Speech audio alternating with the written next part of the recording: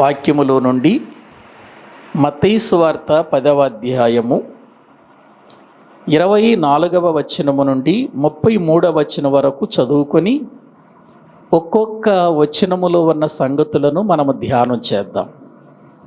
చదువుకుందాము. మత్తయి సువార్త 10వ అధ్యాయము 24వ వచనము నుండి.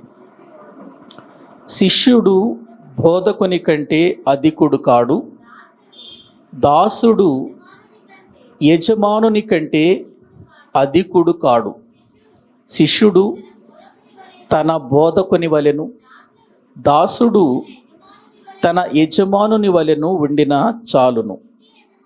ఇంటి యజమానునికి బయల్జెబూలని వారు పేరు పెట్టి ఉండిన ఎడల ఆయన ఇంటి వారికి మరి నిశ్చయముగా ఆ పేరు పెట్టుదురు కదా.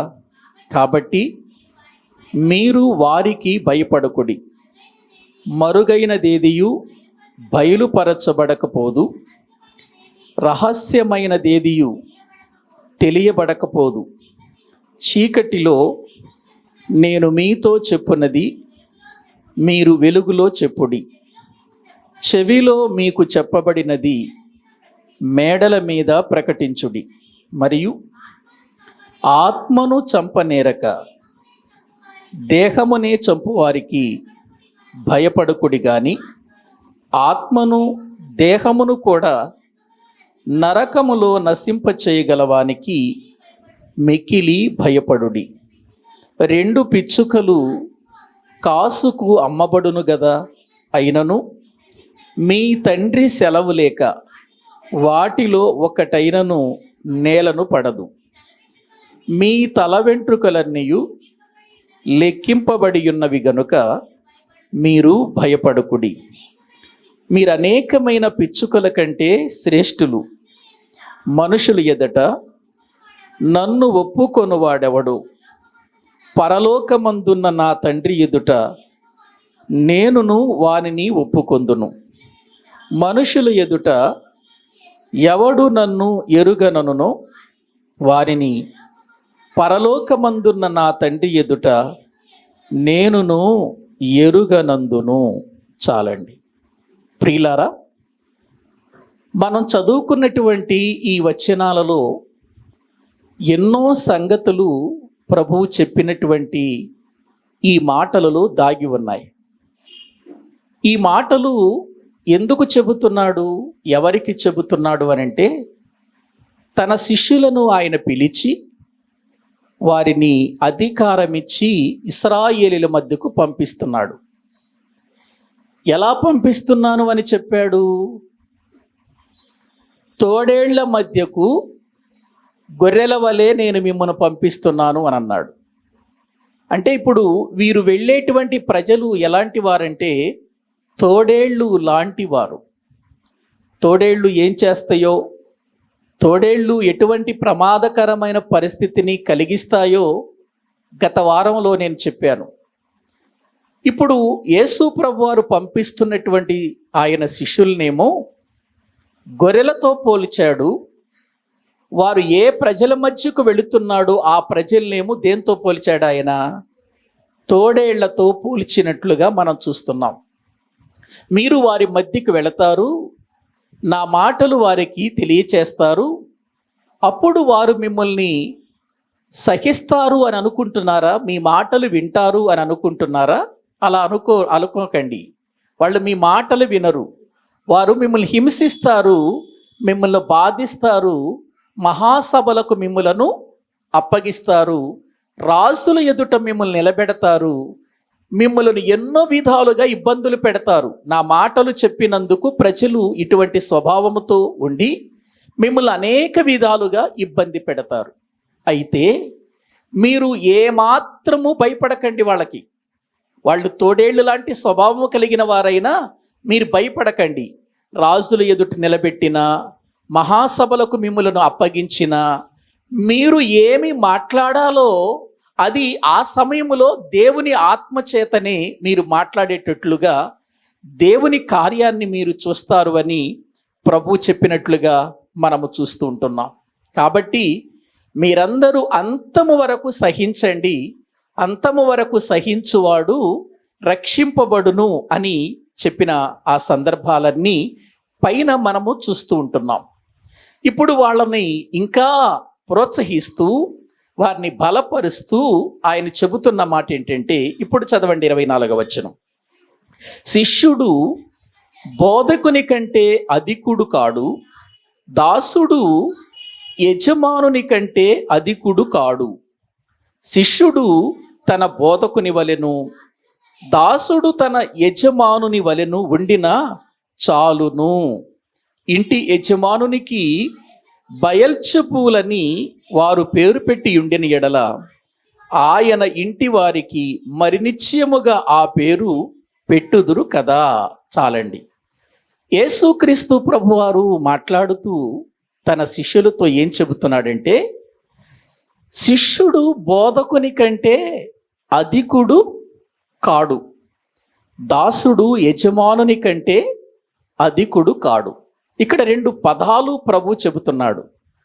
ఒకటి శిష్యుడు, దాసుడు. శిష్యుడు, దాసుడు అనే మాటలు మనము చూస్తున్నాం. బోధకుడు, యజమానుడు. శిష్యుడు, దాసుడు, బోధకుడు, యజమానుడు.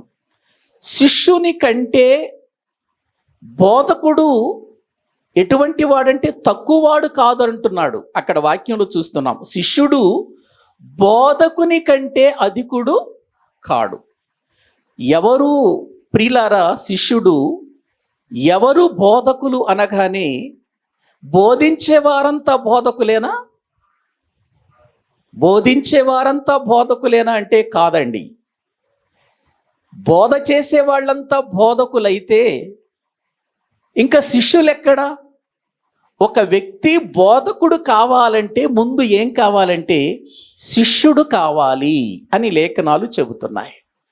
ఎందుకంటే శిష్యుడు బోధకుని కంటే ఎప్పుడు అధికుడు కాడు. ఎందుకు ఈ మాటలు చెబుతున్నాడంటే శిష్యుని యొక్క లక్షణాలు ముందు మన జీవితంలో మనము తెలుసుకోవాలి.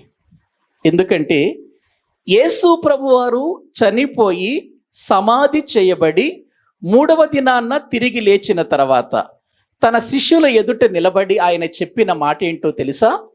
మీరు సర్వసృష్టికి వెళ్ళి సమస్త జనులను బోధకులు చేయమన్నాడా, శిష్యులు చేయమన్నాడా? ఏం చేయమన్నాడండి? చదవండి వచనం.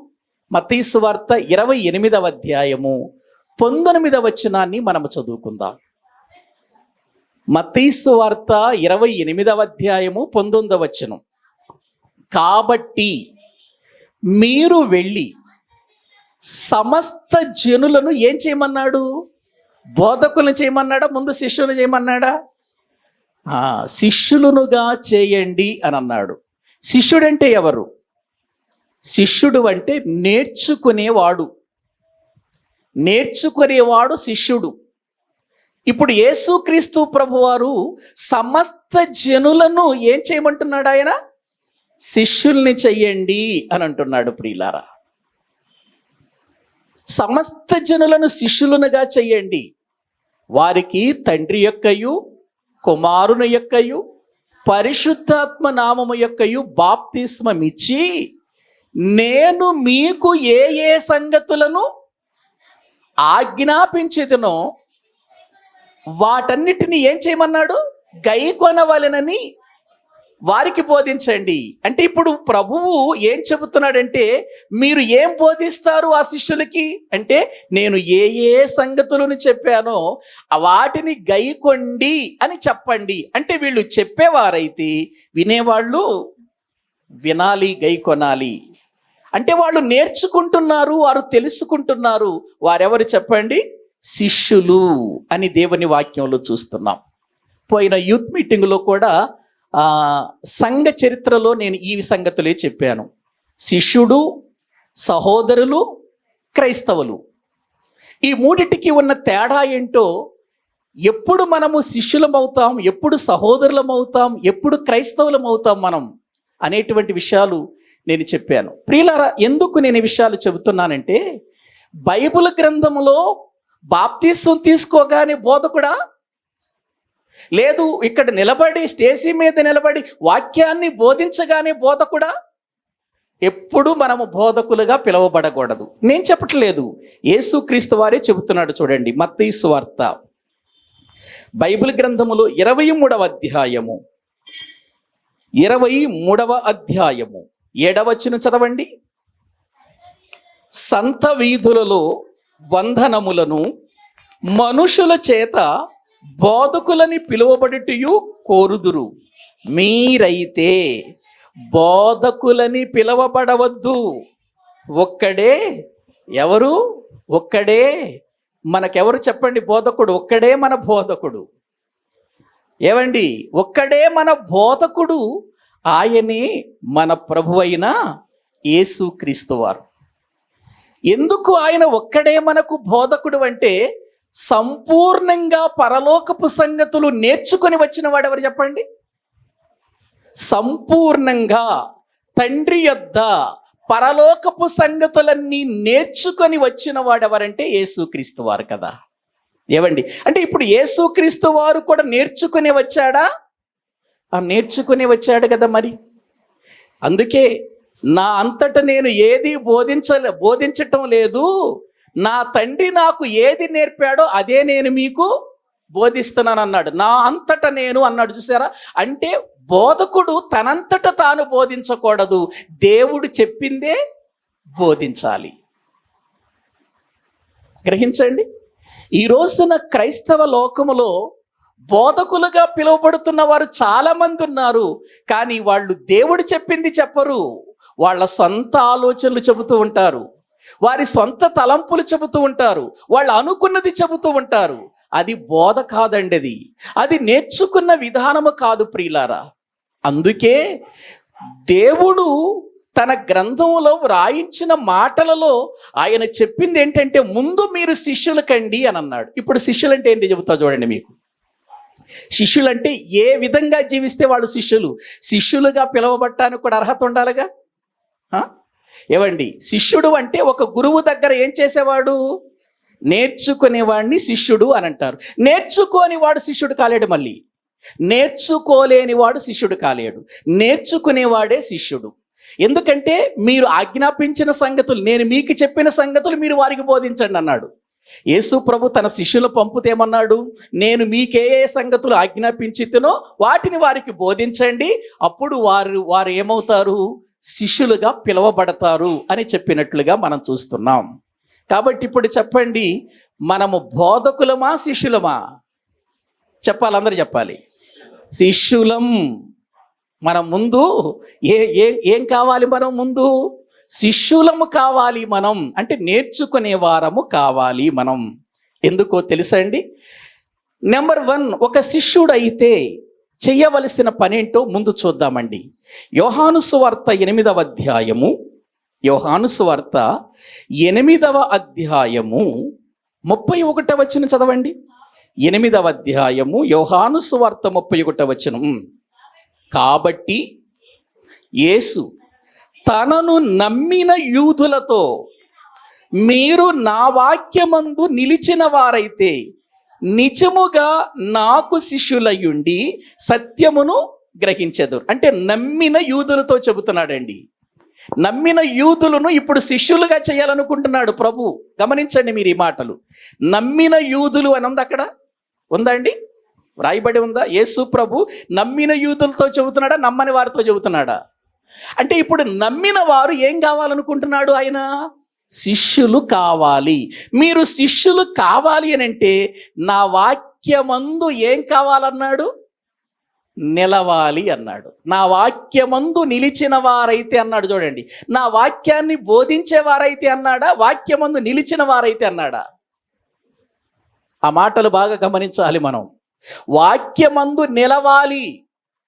ఏ వాక్యమైతే మనము ప్రియులారా బోధిస్తున్నామో ఆ వాక్యము మనలో కనబడాలి, అందులో నిలవాలి.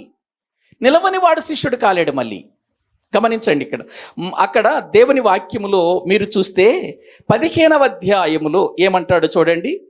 ఆయన ద్రాక్షవల్లిని గురించి మాట్లాడుతూ ఏమంటాడో ఒకసారి చూద్దాం. 15వ అధ్యాయం యోహాను సువార్తలో 15వ అధ్యాయము వాక్యములో నుండి 6వ వచనం చదవండి. 4వ వచనం నుండి కూడా చదవండి. 4వ వచనం, నా యందు నిలిచియుండుడి, మీ యందు నేనును నిలిచియుందును. తీగె ద్రాక్షావల్లిలో నిలిచియుంటేనే కాని తనంతట తాను ఎలాగూ ఫలింపదో, అలాగే నా యందు నిలిచియుంటేనే కానీ మీరును ఫలింపరు. ద్రాక్షావల్లిని నేను, తీగెలు మీరు. ఎవడు నా యందు నిలిచియుండునో, నేను ఎవని యందు నిలిచియుందునో వాడు బహుగా ఫలించును. 6వ వచనం చదవండి, ఎవడైనను నా యందు నిలిచియుండని ఎడల వాడు తీగ వలె బయట పారవేయబడి ఎండిపోవును. 7వ వచనం, నా యందు మీరును మీ యందు నా మాటలను నిలిచియుండిన ఎడల అన్నాడు. చూడండి అక్కడ, అంటే ఈ అధ్యాయములో అంతా కూడా నిలిచి ఉండటం గూర్చి మాట్లాడుతున్నాడు. చూడండి, ఒక తీగె ప్రియులారా, ఒక ద్రాక్షావల్లి, ఆ ద్రాక్షావల్లి కొన్న తీగెలు, ఆ తీగెలు ద్రాక్షావల్లిలో నిలిచి ఉండటం గురించి మాట్లాడుతున్నాడు. ద్రాక్షావల్లి ఎవరు? యేసు ప్రభు కాదు. ఆ వాక్యములో మనము చూస్తున్నాం, ఆయన ద్రాక్షావల్లి కాదు. ఆయన ఎవరు అనంటే నిజమైన ద్రాక్షావల్లి. ఎందుకంటే ద్రాక్షావల్లి అంటే మళ్ళీ పాత నిబంధనలోకి వచ్చేసరికి మళ్ళీ ఎవరి జ్ఞాపకం వస్తారో తెలుసా మనకి? ఇశ్రాయేలు జనాంగాన్ని గురించి మాట్లాడాడు. ఎందుకంటే ఆ ద్రాక్షవల్లి పాడైపోయింది కదా. ఇశ్రాయేలీలు అనే ద్రాక్షవల్లి ఏమైపోయింది? పాడైపోయింది. చేదు కాయలు కాసింది, కారు ద్రాక్షలు కాసింది, అది కారు ద్రాక్షలు కాసింది, అది పాడైపోయింది.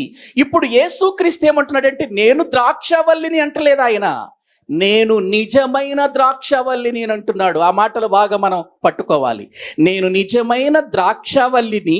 ఈ ద్రాక్షవల్లిని వ్యవసాయం చేస్తుంది ఎవరు?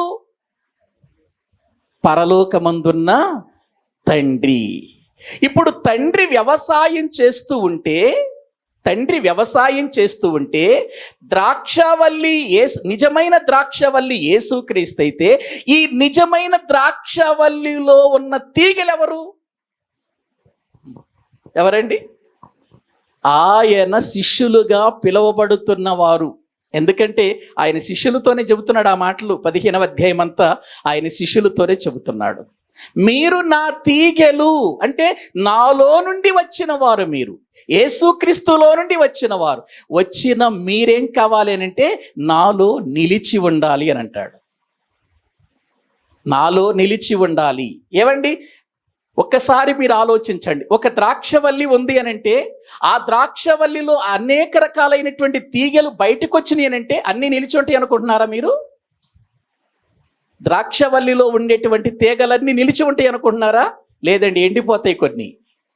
కొన్ని కాపు కాయు, కొన్ని ఎండిపోతాయి, కొన్ని రాలిపోతాయి, కొన్ని వేరైపోతాయి. అందుకే అక్కడ మాట్లాడుతున్నాడు. ద్రాక్షవల్లి యొక్క లక్షణాలు చాలా బైబిల్ గ్రంథములో ఉన్నాయి. ఈ ద్రాక్షవల్లిలో నిలిచి ఉండాలి అని అంటే చాలా ప్రియులారా ఆ తీగె ప్రయాసపడాలి.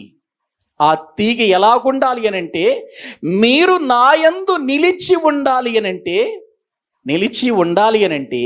మీ యందు నా మాటలు నిలిచి ఉండాలి అని అంటున్నాడు. నా మాటలు అని అన్నాడు. చూడండి అక్కడ, మీ యందు నా మాటలు నిలిచి ఉండిన ఎడల మీకు ఏది ఇష్టమో అడగండి అని అన్నాడు.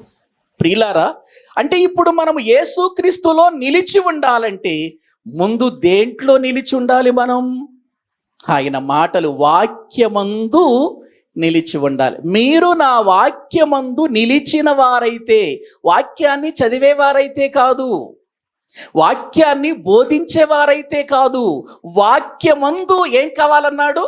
నిలిచి ఉండాలి.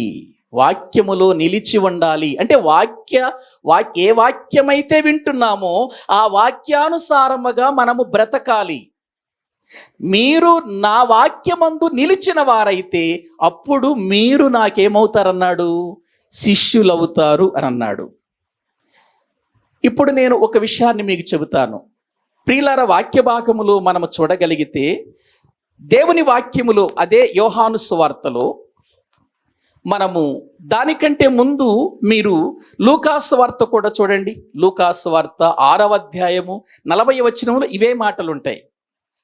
లూకాసు వార్త 6వ అధ్యాయము 40వ వచనంలో శిష్యుడు తన బోధకుని కంటే అధికుడు కాడు, తన బోధకుని వలె ఉండును. నీవు నీ కంటిలో ఉన్న దూలమును ఎంచక సహోదరుని కంటిలో ఉన్న నలుసును చూడనేలా. అంటే శిష్యుడు ఎప్పటికప్పుడు ఎవరిని చూస్తాడు? తనను తాను చూసుకుంటాడు. అక్కడ గమనించండి మీరు. శిష్యుడు లేక నేర్చుకునేవాడు, దేవుని నమ్మినవాడు ఎప్పుడు కూడా ముందు ఎదుటివారిని కాదు చూడాల్సింది. ఎవరిని చూడాలి? ఎవరిని చూడాలండి మనం? వాళ్ళలా వీళ్ళెలా, వాళ్ళు అలా బ్రతుకుతున్నారు, వీళ్ళు ఎలా బ్రతుకుతున్నారని ఎదుటి వాళ్ళని చూడాలా? మనల్ని మనం చూసుకోవాలా? ముందు మన కంటిలో ఉన్న దూలాన్ని తీసేసుకోవాలి.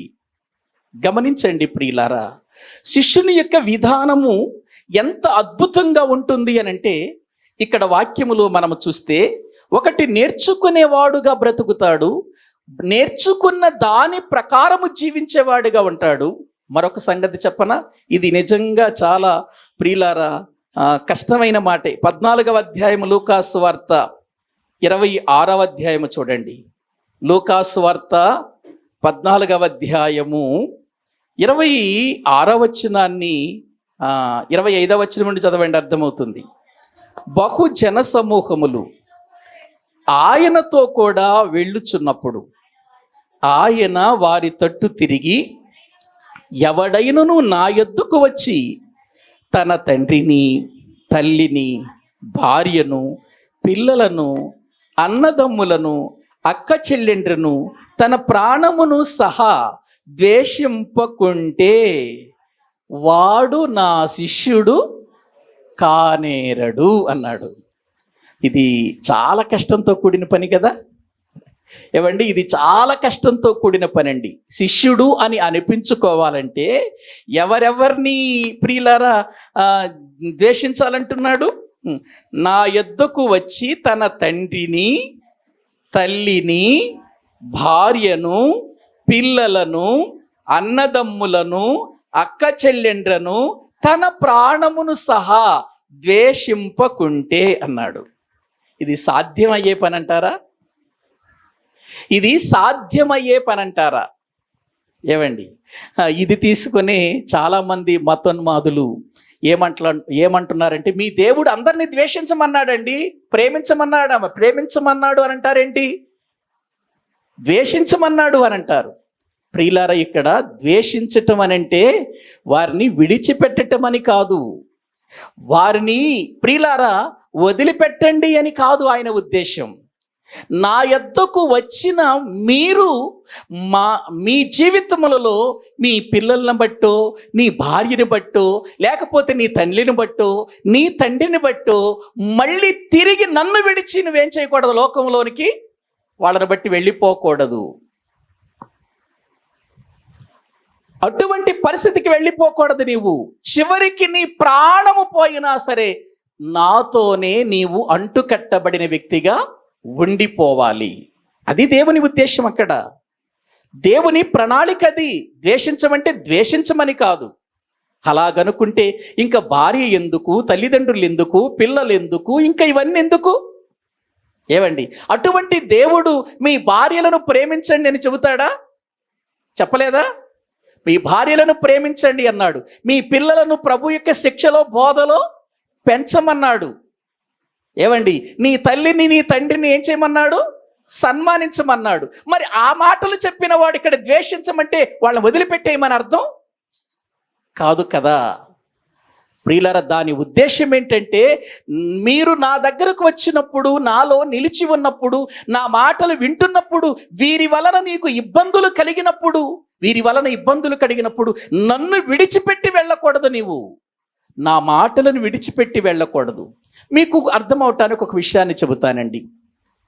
ఒక శిష్యుడు ఒక గురువు దగ్గర నేర్చుకుంటున్నప్పుడు, ఒక గురువు దగ్గర ఉంటున్నప్పుడు, ఆ గురువు దగ్గరే సమస్తాన్ని నేర్చుకుంటూ అతని పాదాల దగ్గర ఉంటున్నప్పుడు, ప్రియులారా, ఎటువంటి పరిస్థితుల్లో కూడా ఆ గురువును విడిచిపెట్టి శిష్యుడు తన యొక్క నేర్పరి జీవితం అయిపోయేంత వరకు, ట్రైనింగ్ అయిపోయేంత వరకు ఆ స్థలాన్ని విడిచిపెట్టి ఎక్కడికి వెళ్ళాడు? తిరిగి ప్రియులారా, తన ఇంటికి వెళ్ళాడు. అది ఒక శిష్యునికి గురువుకు మధ్య ఉన్న సంబంధం అది. అలాగే దేవుని పిల్లలమైనటువంటి మనము కూడా శిష్యులము అని అనిపించుకున్నప్పుడు, భార్య వలన ఇబ్బంది కలిగినప్పుడు, ప్రియులరా తల్లిదండ్రుల వలన ఇబ్బంది కలిగినప్పుడు, పిల్లల వలన ఇబ్బంది కలిగినప్పుడు, లేకపోతే నీ జీవితంలో నీ ప్రాణం మీద నీకు విసుగు కలిగినప్పుడు, నీవు ప్రభువును విడిచిపెట్టి వెళ్ళిపోయే వ్యక్తివైతే నువ్వు నా శిష్యుడవు కాదు. అందుకే కింద ఇంకొక మాట అన్నాడు చూడండి. ఇంకొక మాట అన్నాడు లూకాసు వార్తలోనే 14వ అధ్యాయము చూడండి, వాక్యములో 27వ వచనం. మరియు ఎవడైనను తన సిలువను మోసుకొని నన్ను వెంబడింపని వాడు నా శిష్యుడు కానేరడు. ఎవడైనను తన సిలువను మోసుకొని అని అన్నాడు చూడండి. నా సిలువను మోయమన్నాడా? తన సిలువను మోయమన్నాడా? ఏవండి, ఈ రోజున యేసు ప్రభు సిలువ మోస్తున్నారు చాలామంది. యేసు ప్రభు యొక్క సిలువ అనగానే ఒక నిలువు కర్ర, ఒక అడ్డకర్ర పెట్టేసి భుజం మీద వేసుకొని గుడ్ ఫ్రైడే రోజున ఏం చేస్తున్నారు? ఊరేగుతున్నారు. ఏవండి, ఆ సిలువ మహిమన్నాడా ప్రభు? ఆ సిలువ మహిమన్నాడా? లేకపోతే అది మోస్తే మనకేమైనా లాభం కలుగుతుందా? లేదండి. సిలువ అనేటువంటిది శ్రమలకు సాదృశ్యంగా బైబిల్ గ్రంథములో మనము చూస్తున్నాం. అంటే మన జీవితంలో ప్రభుని నమ్ముకున్నందుకు ప్రియులర శ్రమలు రావచ్చు. భార్య వలన రావచ్చు, భర్త వలన రావచ్చు, పిల్లల వలన రావచ్చు, తల్లిదండ్రుల వలన రావచ్చు, బంధువుల వలన రావచ్చు. ప్రతి ప్రియులారా, ఈ లోకములో జీవిస్తూ దేవుని నమ్మని వారు ఎవరైనా సరే వారి వలన మనకేం కలగొచ్చు? శ్రమలు కలగవచ్చు. అయినా వాటిని భరిస్తూ, అంటే సిలువను భరిస్తూ, ఆ శ్రమలను సహిస్తూ నీవు నన్ను వెంబడించేవాడవై ఉండాలి, నా మాటలను పాటించేవాడవై ఉండాలి, నా మాటల ప్రకారం బ్రతికేవాడవై ఉండాలి. అప్పుడే నీవు నా శిష్యుడవు అని ప్రభువు చెబుతున్నట్లుగా వాక్యములు మనము చూస్తున్నాం. 33వ వచనం చదవండి. ఆ ప్రకారమే మీలో తనకు కలిగినదంతయు విడిచిపెట్టని వాడు నా శిష్యుడు కానేరడు అని అన్నాడు. మళ్ళీ ప్రియులారా, 31వ వచనం కూడా చదవండి. 31వ వచనం. మరియు ఏ రాజైనను మరి ఒక రాజుతో యుద్ధము చేయబోవునప్పుడు తన మీదకి 20,000 మందితో వచ్చు వానిని 10,000 మందితో ఎదిరింప శక్తి తనకు కలదో లేదో అని కూర్చుండి మొదట ఆలోచించడా? శక్తి లేని ఎడల అతడింకను దూరముగా ఉన్నప్పుడే రాయభారము పంపి సమాధానము చేసుకొను చూచును కదా. ఆ ప్రకారమే మీలో తనకు కలిగినదంతయు విడిచిపెట్టని వాడు నా శిష్యుడు కానేరడు అని అన్నాడు. చూడండి, అంటే ప్రియులారు, ఇక్కడ ఒక రాజు, శత్రువు రాజు తన మీదకు యుద్ధానికి వస్తున్నప్పుడు, శత్రువు రాజు 100 మందితో వస్తున్నప్పుడు ఇతనికి 50 మంది ఉన్నారనుకోండి. ఏవండి, అతనుకున్నటువంటి స్ట్రెంత్ ప్రియులారా చాలా ఎక్కువ. ఇతనుకున్నది తక్కువైనప్పుడు ఏం చేస్తాడు? ఎదుటి వ్యక్తి చాలా బలంతో వస్తున్నాడు, మనము ఈ 50 మందితో వెళతామా వెళ్ళలేమా అని ముందు ఆలోచించుకుంటాడా లేదా? అంతేనా? వాళ్ళు వస్తున్నారని వెళ్ళిపోతాడా రాజు? వెళ్ళిపోడు. యుద్ధం చేయగలుగుతామా? ఓడించగలుగుతామా? మన దగ్గర ఉంది కొద్ది మంది, వాళ్ళ దగ్గర ఎక్కువ మంది ఉన్నారు, ఈ కొద్ది మందితో మనం యుద్ధము చేయగలుగుతామా అని ఆలోచిస్తాడు. ఒకవేళ యుద్ధము చేసేటువంటి పరిస్థితిలో ఇదిగో వాళ్ళు ఎక్కువ మంది వస్తున్నారు కాబట్టి మనం ఓడిపోతామా అని అనుకున్నప్పుడు వెంటనే రాయబారం పంపిస్తాడు. దూతలతో రాయబారం పంపించి ఆ శత్రువుతో ఆయన సమాధానపడి మనము సమాధానంగా ఉందాం, యుద్ధమొద్దు అని రాయబారం పంపి వాళ్ళిద్దరు ఏమవుతారు చెప్పండి? సమాధాన పడిపోతారు, సంధి సమకూర్చుకుంటారు. ప్రియులారా, అలాగే కొన్నిసార్లు మన జీవితంలో మన ఆధ్యాత్మికమైనటువంటి బ్రతుకులో ప్రియులారా, మనకంటే బలంగా మనకున్న ఆస్తులు ప్రియులారా పనిచేస్తూ ఉంటాయి, మనకున్నటువంటి ఉన్నతమైనటువంటి అధికారం పనిచేస్తూ ఉంటుంది, మనకున్న చదువు పనిచేస్తూ ఉంటుంది, మన ఉద్యోగాలు పనిచేస్తూ ఉంటాయి. మనము దేవుని సన్నిధానములు బ్రతుకుతున్నప్పుడు ఇవన్నీ మనకు ఆటంకాలుగా నిలిచిపోతాయండి, ఆటంకాలుగా నిలిచిపోతాయి. అందుకే పౌలు గారు ఒక మాట అన్నాడు, క్రీస్తు నిమిత్తము నాకు ఏవేవి లాభకరములై ఉన్నవో వాటన్నిటినీ నేను నష్టముగా ఎందుకు అనుకున్నాడు? చదువుతారు ఒకసారి ఫిలిప్పీలకు రాసిన పత్రిక. దేవుని వాక్యములో ప్రియులారా మనము చూడగలిగితే ఆయన మాట్లాడుతున్నటువంటి మాటలు చూడండి. ఫిలిప్పీలకు రాసినటువంటి పత్రిక 3వ అధ్యాయము, ఫిలిప్పీలకు రాసిన పత్రిక 3వ అధ్యాయం 7వ వచనము చదవండి. 7వ వచనం, అయినను ఏవేవి నాకు లాభకరములై ఉండెనో వాటిని క్రీస్తు నిమిత్తం నష్టముగా ఎంచుకొంటిని అని అన్నాడు. ఎందుకు నష్టంగా ఎంచుకున్నాడు? ఏవండి, అతడేమైనా మోసం చేసి సంపాదించిన ఆస్తి కాదు కదా. పౌలు గారి తల్లిదండ్రులే పెద్ద ఆస్తి పరులండి. ఎందుకంటే వాళ్ళు ఒక వ్యాపారస్తులు, వాళ్ళు మంచి స్థాయిలో ఎదిగినటువంటి వారు. అంత స్థాయిలో ఉన్నారు కాబట్టే పౌలు గారు అనేక దేశాలలో హక్కులు సంపాదించుకున్నాడు. పౌలు గారు అనేక ప్రాంతాలకు వెళ్ళటానికి ప్రియులారా ఎన్నో విధాలైనటువంటి అధికారాలు పొందిన వాడిగా ఉన్నాడు. అంత మాత్రమే కాదు, పౌలు గారు గమలియేలు పాదాల దగ్గర కూడా ట్రైనింగ్ అవ్వటానికి అక్కడ ప్రియులారా అతడు సిద్ధపడి ఉన్నాడు అనంటే పౌలు చాలా ధనవంతుడిగా మనకు కనబడతాడు. వాళ్ళ తల్లిదండ్రులే ఆస్తిపరులు. ఎందుకంటే మొదటి నుంచి కూడా పౌలు రాజకీయమైనటువంటి విధానములో కూడా ఎదిగిన వాడిగా మనకు కనబడతాడు. లేకపోతే పెద్దలతో అధికారులతో ప్రియులారా కూర్చొని మాట్లాడేంత స్థాయి అతనికి ఎక్కడది? అతనికి ఉన్నతమైన స్థాయి ఉంది. కానీ పౌలు గారు ప్రభువుని నమ్ముకున్న తర్వాత దేవుని విషయములో నేను వీటిని బట్టి ఎక్కడైనా తప్పిపోతానేమో, వీటిని బట్టి ఒకవేళ అతిశయం కలుగుతుందేమో, వీటి వల్ల నేను ఎక్కడైనా నా జీవితంలో నా ఆధ్యాత్మికమైన పోరాటంలో ఆటంకాలు కలుగుతాయేమోనని తనకు ఏవేవి లాభకరములై ఉన్నవో వాటన్నిటిని ఎలా ఎంచుకున్నాడు చెప్పండి? నష్టముగా. ఎవరి నిమిత్తం?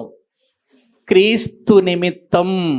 చూడండి, క్రీస్తు నిమిత్తం నష్టముగా ఎంచుకున్నాడు. అంటే ఇంకా వాటి మీద అతనికి ఏమి లేదు, మనసు లేదు, విడిచిపెట్టేశాడా? అదే మరి శిష్యుని యొక్క స్థానం. ఇక శిష్యుని స్థానమే మనకు లేకపోతే బోధకుని స్థానం ఎక్కడి నుంచి వస్తుంది మనకి? ఏమండి, ఈ రోజున మేము బోధకులమని పిలిపించుకోవటానికి ఆరాటపడిపోతారు చాలామంది కదా. ఏమండి, బోధకులు అని పిలిపించుకోవటానికి ఆరాట పడిపోతున్నాం మనం. కానీ బోధకుడు అని పిలిపించుకోవటానికి ముందు మనకి ఏ స్థానం ఉండాలి? శిష్యుని స్థానంలో మన జీవితం గెలవాలి మనం. ఇప్పుడు శిష్యుని స్థానంలోనే ప్రియులారా ఆ స్థానాన్ని మనం నిలుపుకోవాలంటే ఏమన్నాడు? ఆయన వాక్యమందు నిలవాలన్నాడు. ఏవండి, తన యొక్క జీవితంలో ఏవేవైతే అతనికి ఆటంకాలుగా ఉన్నాయో వాటిని ఏం చేయమన్నాడు? వాటిని బట్టి నీవు దేవునికి దూరం కావద్దు అని చెప్పాడు.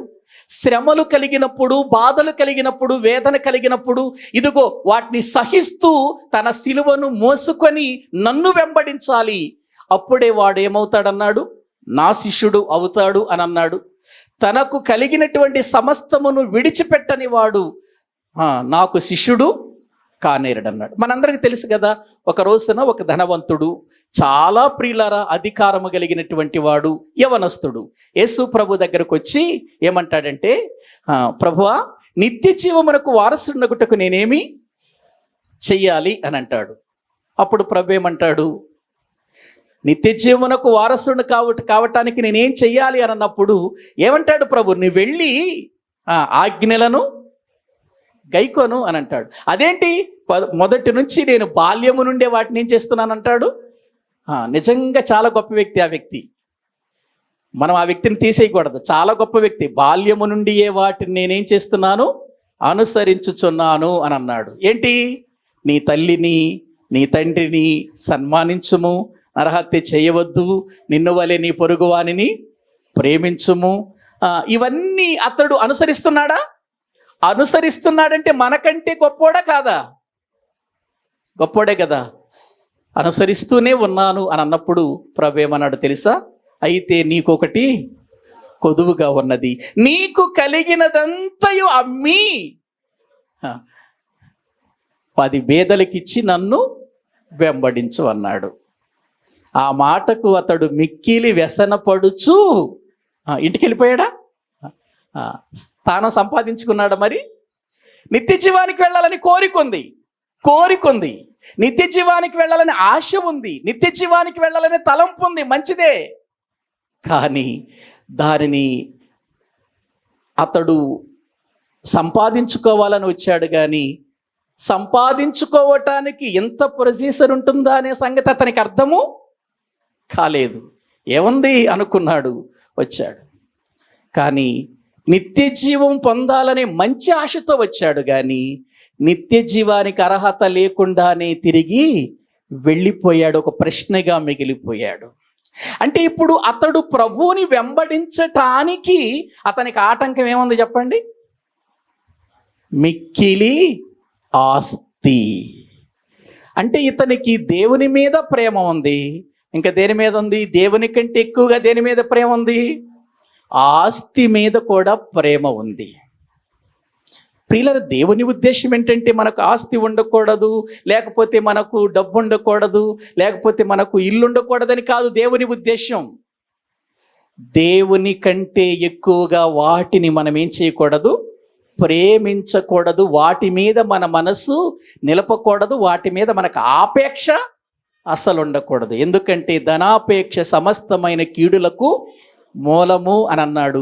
దాన్ని ఆశించి ఎంతోమంది తమ్మును తాము పొడుచుకొని ఏమైపోయారు? భ్రష్టులైపోయారు అని వాక్యంలో ఉంది కదా. కాబట్టి ప్రియులారా, ఒక శిష్యుడుగా ఉండటమే ఎంత కష్టమైతే మరి బోధకుని విషయం ఏంటి ఒకసారి మీరు ఆలోచించండి. అందుకే ఇక్కడ ప్రభు అంటున్నాడు, శిష్యుడు బోధకుని కంటే అధికుడు కాడు. ముందు నీవు ఏ స్థానాన్ని సంపాదించుకోవాలి? శిష్యుని స్థానం సంపాదించుకో అని అన్నాడు. ఇప్పుడు చెప్పండి, నమ్మిన ప్రతి ఒక్కరికి శిష్యుని స్థానం ఉందా?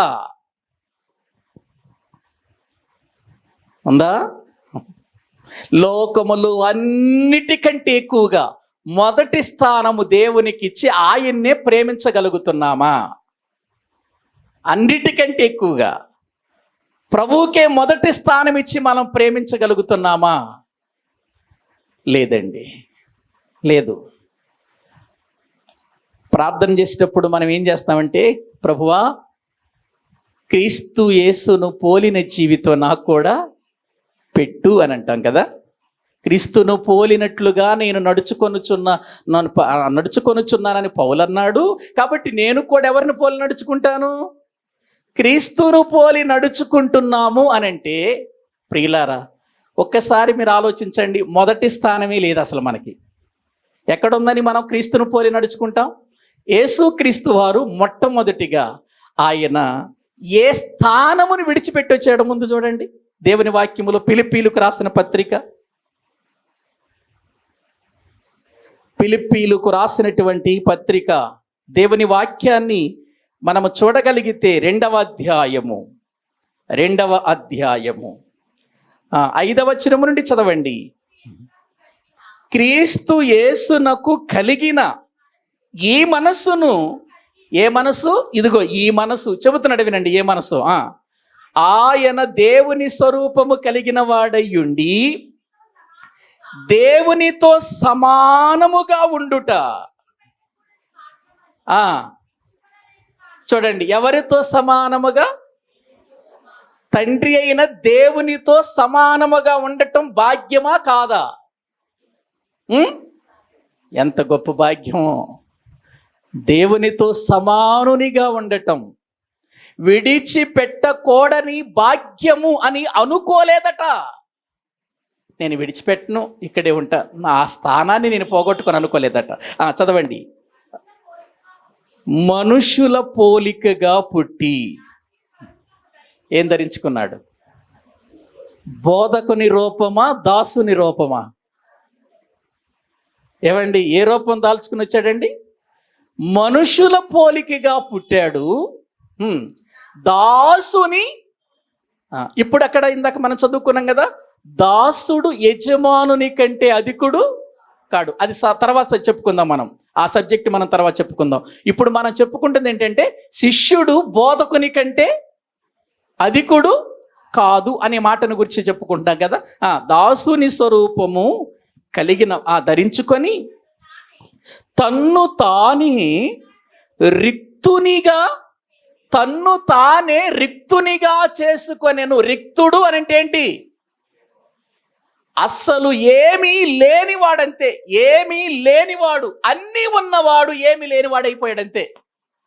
అన్నీ ఉన్నవాడు, సమస్తం మీద అధికారము కలిగిన వాడు, సమస్త సృష్టిలో కూడా పాలిభాగస్తుడుగా దేవునితో సమానంగా ఉన్నవాడు, అన్నిటినీ వదులుకొని ఆయన రిక్తునిగా వచ్చాడండి.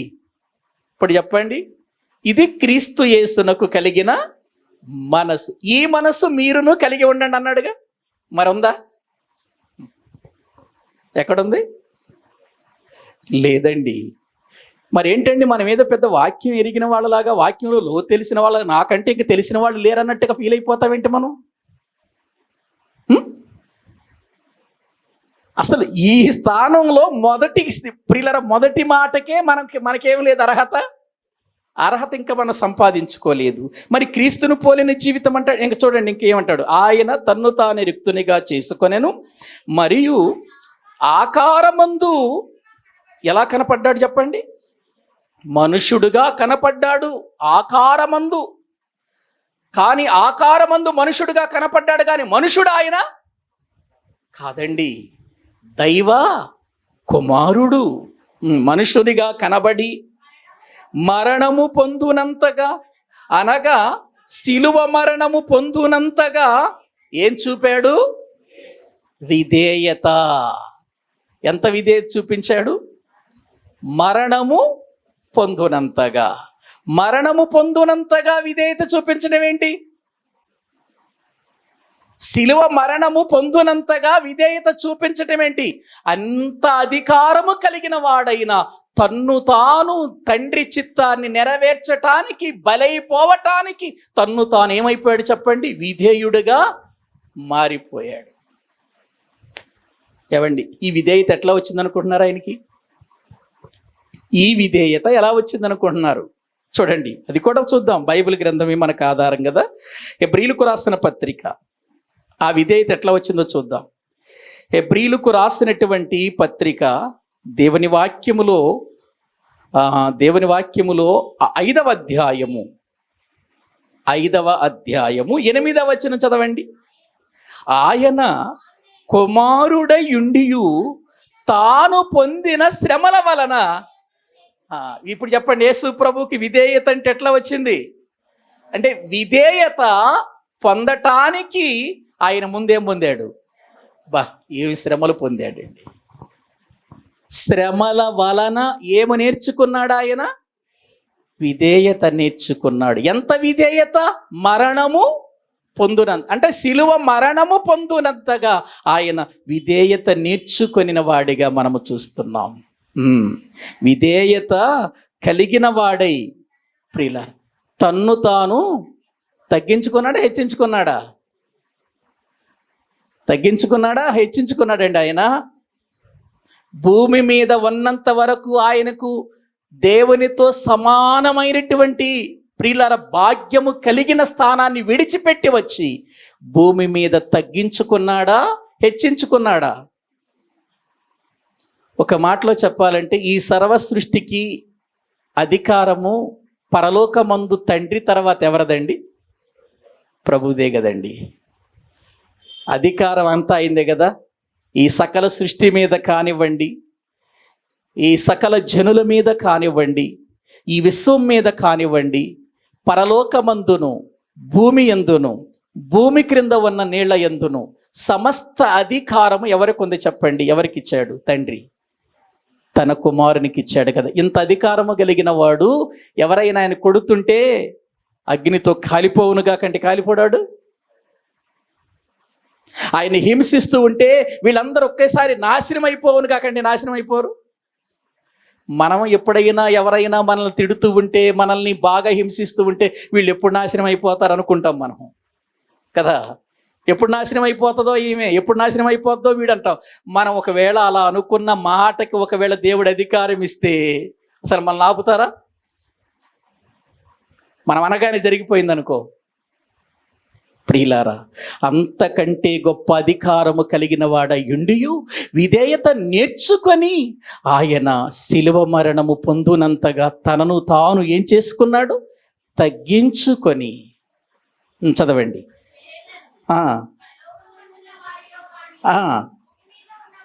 ఉన్నవారిలో కానీ, భూమి క్రింద ఉన్నవారిలో కానీ ప్రతి వాని మోకాలు యేసు నామమున వంగునట్లు, ప్రతి వాని నాలుక తండ్రి అయిన దేవుని మహిమార్థమై యేసు క్రీస్తు ప్రభు అని ఒప్పుకొనున్నట్లు, దేవుడు ఆయనను అంటే యేసు క్రీస్తును అధికముగా ఏం చేశాడు?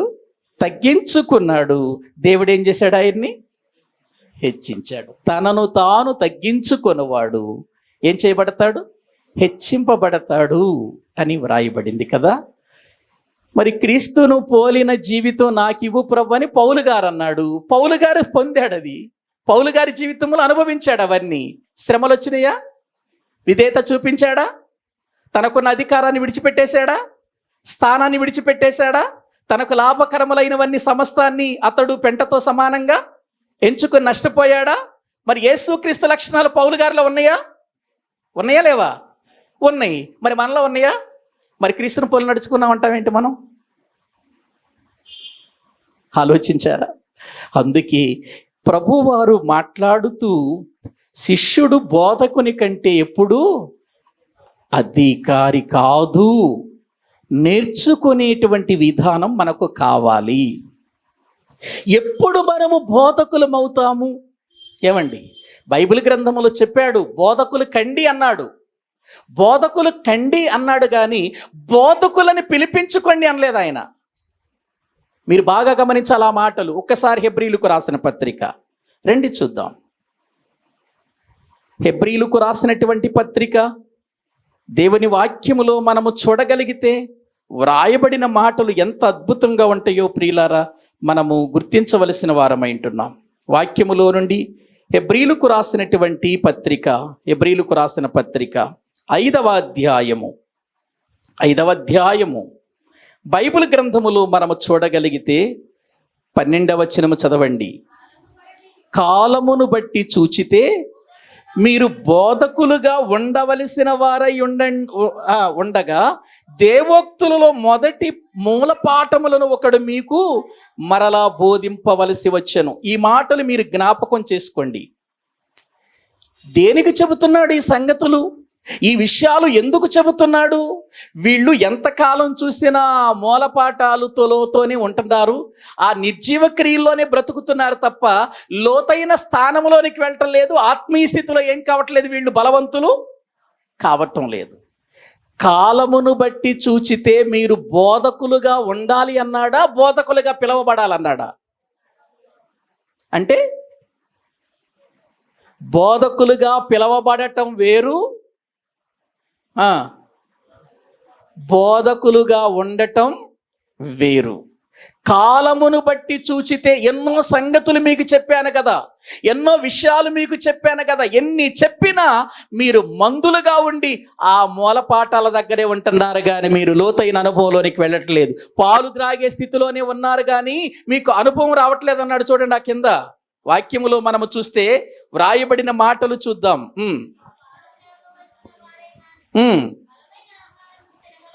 12వ వచనం చదువుతున్నారు కదా. మొదటి మూల పాఠములను ఒకడు మీకు మరలా బోధింపవలసి వచ్చెను. మీరు పాలు త్రాగవలసిన వారే గాని బలమైన ఆహారము తినగలవారు కారు. మరియు పాలు త్రాగు ప్రతివాడును శిశువే గనుక నీతి వాక్య విషయములో ఏం లేనివాడు. అనుభవము లేనివాడు. నీతి వాక్య విషయములో అనుభవము లేనివాడు. అనుభవం కలిగిన వాడు కాదు, అనుభవము లేనివాడిగా బ్రతుకుతున్నాడు. చదవండి కింద.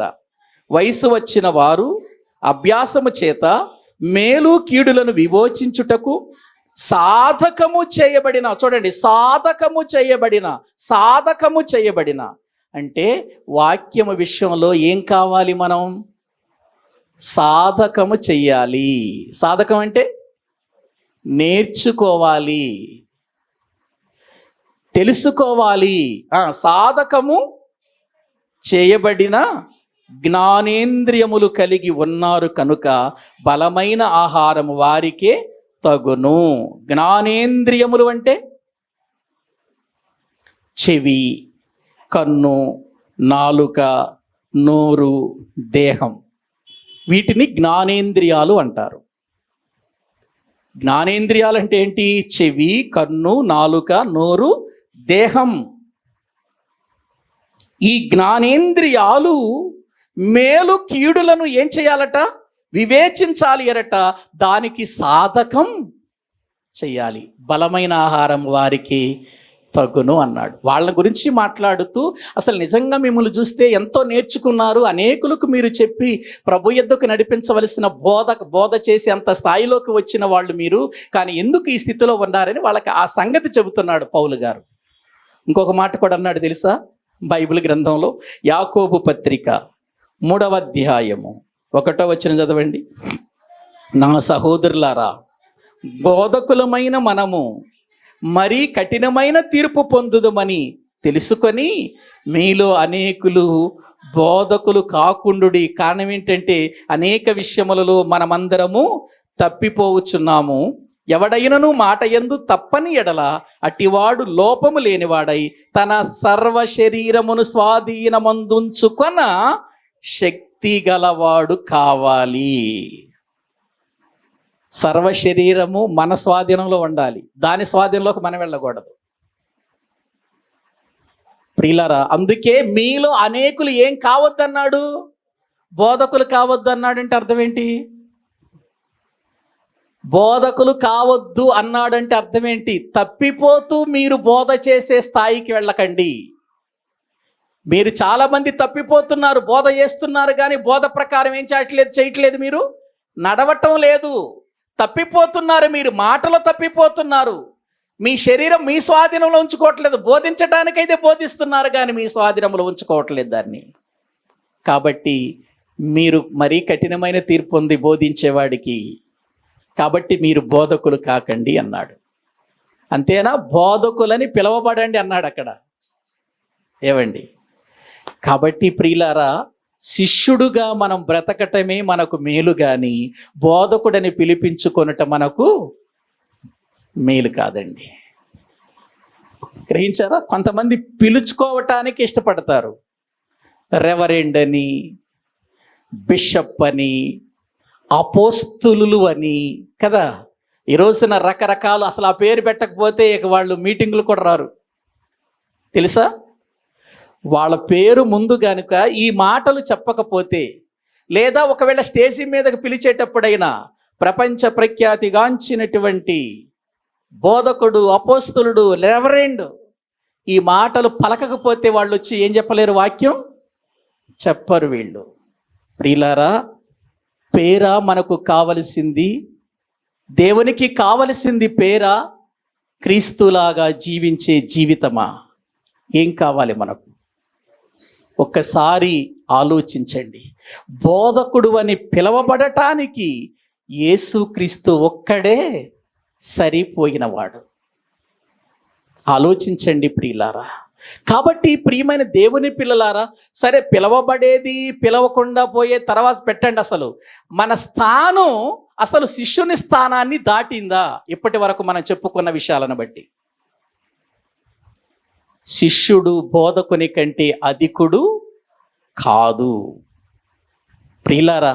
కాబట్టి మనమందరము కూడా శిష్యుని స్థానమును మనము గుర్తించాలి. మనము సర్వలోకానికి వెళ్ళి, సర్వసృష్టికి వెళ్ళి, ఇదిగో శిష్యులకు ప్రభువు నేర్పించినట్లుగా మీరు వెళ్ళి శిష్యులను చెయ్యండి సమస్త జనులను. ఏం చేయమన్నాడు? శిష్యులను చెయ్యండి. నేను ఏ సంగతులు మీకు ఆజ్ఞాపించుతునో అవి చెప్పండి వాళ్ళకి. మీ సంగతులు చెప్పకండి, మీ ఆలోచనలు చెప్పకండి, మీ తలంపులు చెప్పకండి, మీ ఉద్దేశాలు చెప్పకండి. కొంతమంది జీవితంలో చాలామంది మేము ఎన్నో మర్మాలు చెబుతాం వినండి అంటూ ఉంటారు. మర్మాలు కాదు, మరమరాలే వాళ్ళు చెప్పేది. బైబుల్ అసలు మర్మాలు ఎక్కడుండి చెప్పండి.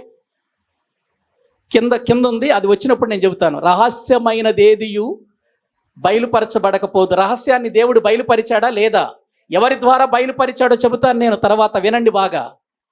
ప్రియులారా, మర్మాలు బైబిల్లో లేవు.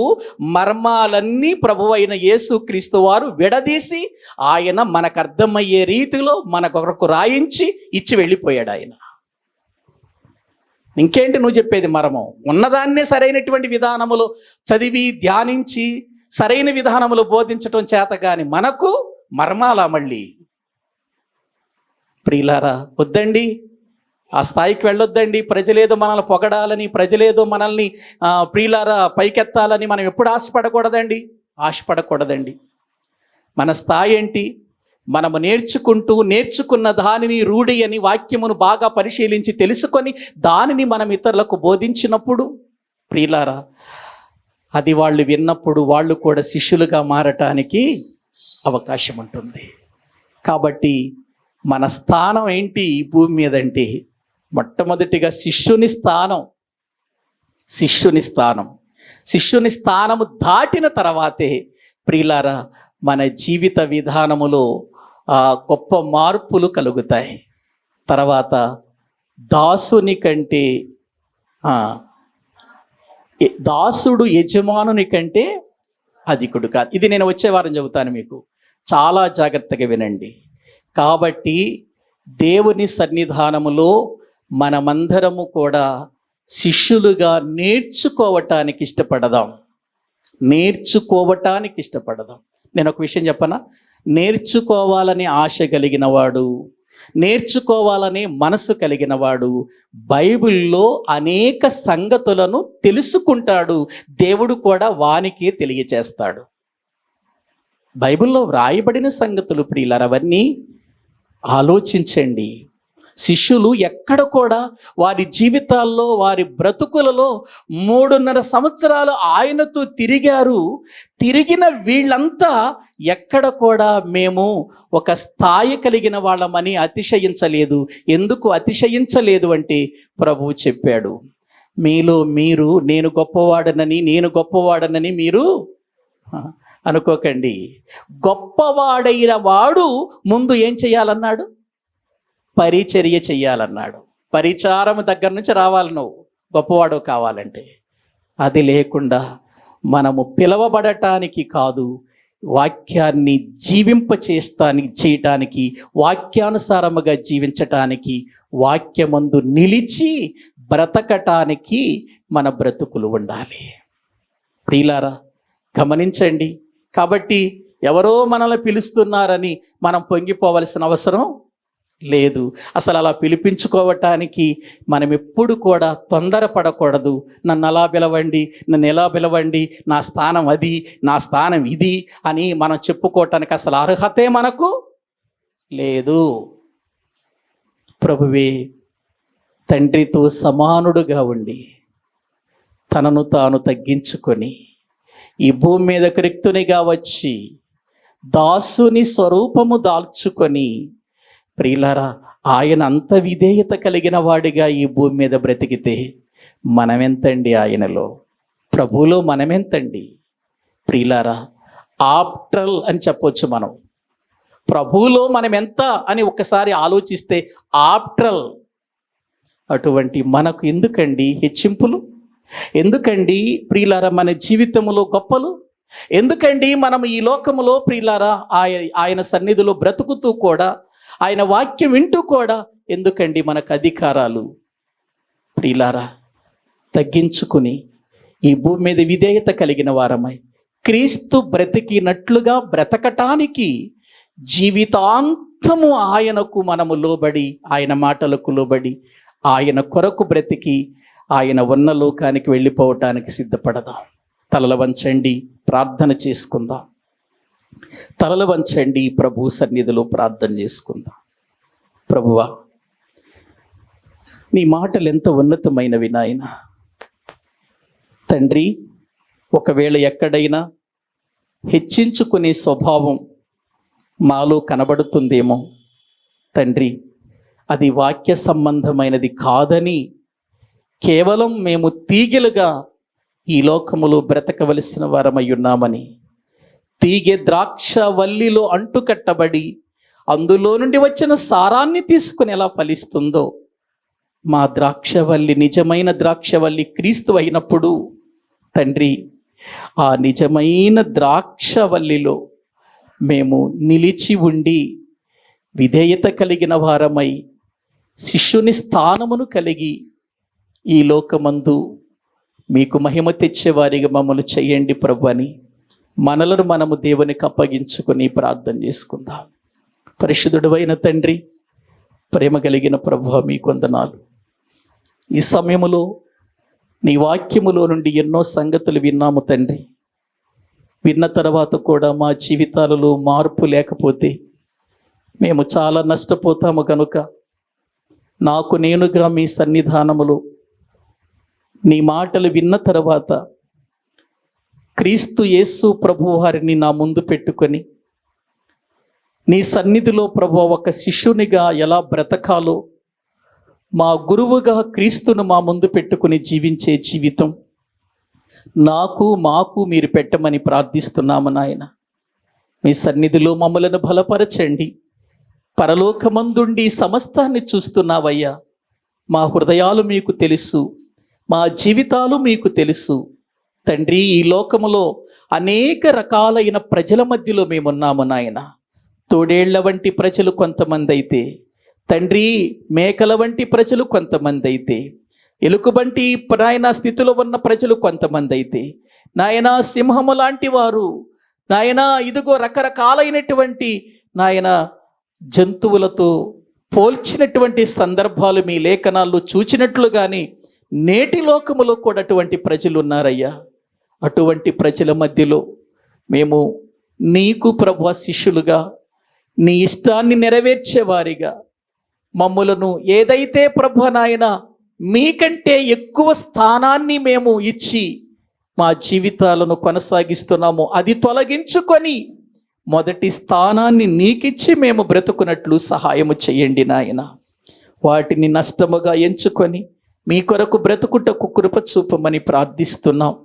మేము కేవలము నిమిత్త మాత్రులమని మేము ఎరిగిన వారమై నీ ప్రేమలో బ్రతకటానికి, నీ వాక్యానుసారముగా జీవించటానికి, నీ చిత్తమేదో ఎరిగి తెలుసుకొని బ్రతకటానికి నిజమైన శిష్యులుగా మీ ఎదుట మేము అనేక సంగతులు ఇంకా నేర్చుకొని మీ సన్నిధిలో ముందుకు కొనసాగుటకు సహాయము చేయమని, ఏది మేము చదువుతున్నామో నాయన అందులో ఉన్న సంగతులను ప్రభు మేము తెలుసుకొనుటకు నీ పరిశుద్ధాత్మ సహాయమును మాకు అనుగ్రహించి నడిపించమని మీ చేతులకు మమ్మల్ని మేము అప్పగించుకుంటూ, ఈ రాత్రి విన్న వాక్యము మా హృదయములలో నుండి తొలగిపోనివ్వక దాని ప్రకారము మేము నడుచుకొని జీవించు వారిగా మమ్మల్ని చేయండి. మా సిలువను ఎత్తుకొని నాయనా మేము శ్రమలలో, కష్టాలలో, ఇబ్బందులలో ఏమాత్రము నిన్ను విడిచిపెట్టక నిన్ను వెంబడించి నీ శిష్యులుగా మా బ్రతుకులు ఉండుటకు తగిన సహాయము చేయమని నీ సన్నిధిలో మమ్మలను బలపరచమని, ఈ రాత్రి వేళ మీ వాక్యము ద్వారా మాతో మాట్లాడిన ప్రతి మాట మా హృదయాలలో మేము నిలబెట్టుకొని జీవించుటకు సహాయము చేయమని మీ చేతులకు అప్పగించుకుంటూ, కూడి వచ్చిన ప్రతి బిడ్డను కూడా దీవించి మీ యొక్క సన్నిధిలో ప్రభు బలపరిచి పంపించమని యేసు క్రీస్తు ప్రభు పేరిట ప్రార్థించి స్తుతించి వేడుకుంటున్నాము తండ్రి. ఆమేన్. మన తండ్రి అయిన దేవుని ప్రేమ, ఆయన కుమారుడైన యేసు క్రీస్తు వారి యొక్క కృప, పరిశుద్ధాత్మ నిత్య సహాయము సన్నిధి ఇక్కడ కూడిన మనకును సకల పరిశుద్ధులకును సదాకాలము తోడయుండి నడిపించునుగాక. ఆమేన్. అందరికీ వందనాలు.